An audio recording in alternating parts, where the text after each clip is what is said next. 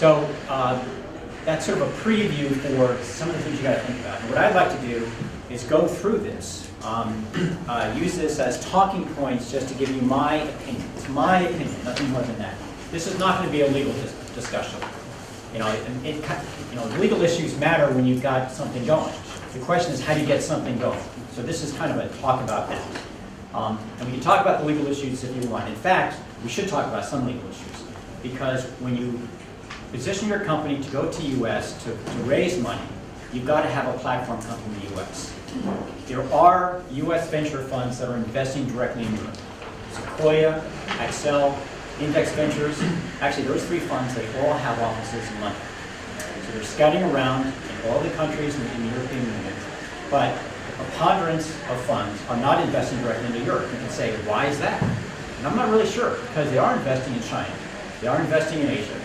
When we say they, it's probably 15 funds direct. I'd say maybe 8 to 9 directly in mainland China. I'd say more like 12 to 15 in India. But those are mezzanine stage funds. So they're not really doing early stage stuff, right? Here in Europe, I think the perception has been that the markets aren't as attractive as they are in India and Asia, just bigger communities. And so investing in companies that are attracting a bigger market makes sense.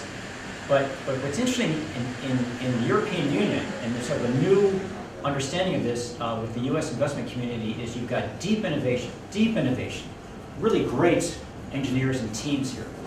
And this is a great spot, actually, to pilot test a project on a regional basis to see what works and then take it global. And in the U.S., that's not as easy to do, because working out the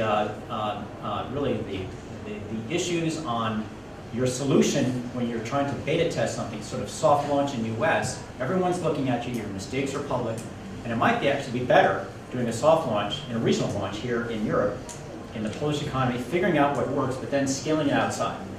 So let's talk about U.S. and what's going on in venture, because I think that's of interest to you. I don't know. I don't think anybody knows, right? Because the market's up and down.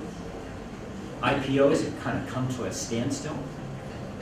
The M&A activity is as high as I've ever seen it. We are busy. We are really busy. And we're selling companies that are mainly mid-stage companies. And I think the reason the M&A activity's picked up is because you've got sort of a lid on the public markets. We're not doing unicorn companies.